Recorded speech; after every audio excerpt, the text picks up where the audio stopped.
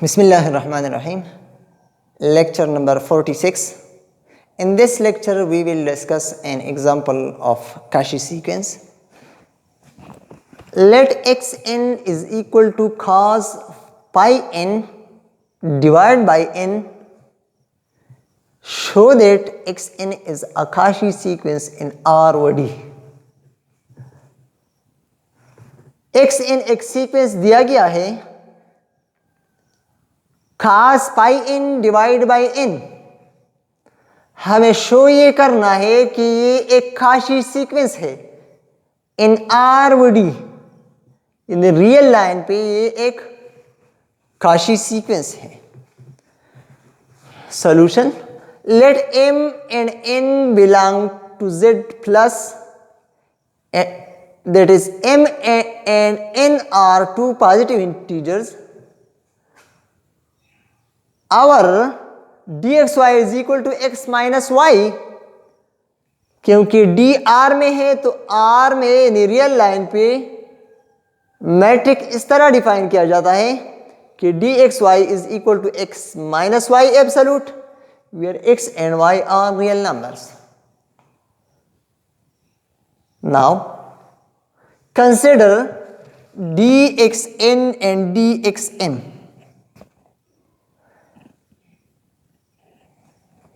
So this is equal to xn minus xm absolute using the definition of the metric.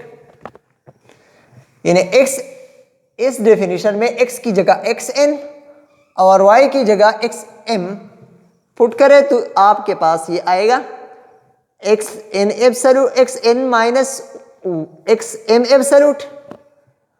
Now this is equal to xn की जगह cos pi n divide by n और xm की जगह यहां m replace करें तो cos pi m divide by m absolute. This is equal to, अब आप इन दोनों का एलसीएम ले लें तो mn इसका एलसीएम आएगा. नाउ एलसीएम mn को n पे डिवाइड करें तो m आ जाएगा. m को cos pi n के साथ मल्टीप्लाई करें और इसी तरह n cos pi m के साथ मल्टीप्लाई करें. Now using the absolute property a plus b whole absolute less or equal to a absolute plus b absolute. यानी इस प्रॉपर्टी को यूज करें a plus b absolute less और equal to a absolute plus b absolute.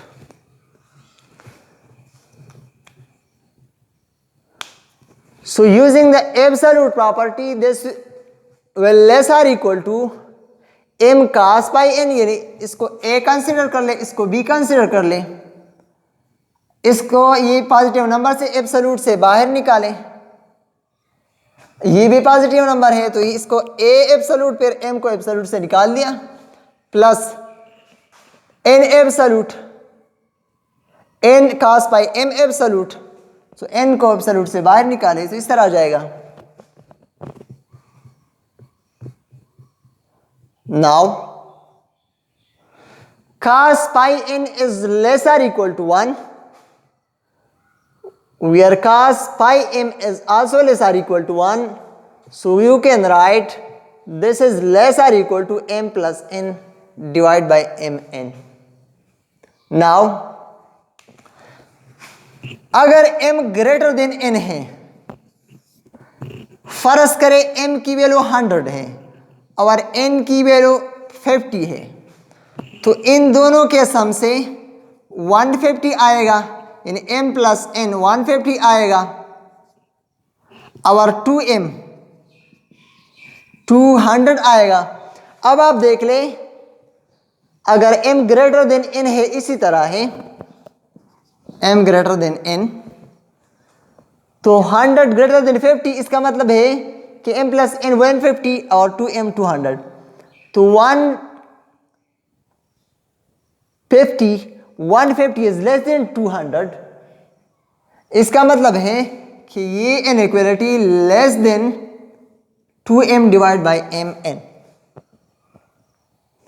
if m is greater than n. अब m को m के साथ cancel करें तो आपके पास 2/n आ जाएगा. So distance between xn and xm is less than 2/m. 2/n dxn xm is less than 2/n if m greater than n. Now 2/n is less than epsilon if 2/n is less than epsilon. अगर आप 2/n less than epsilon put करें तो next step में इस तरह आ जाएगा कि dxn xm is less than epsilon if 2/n less than epsilon.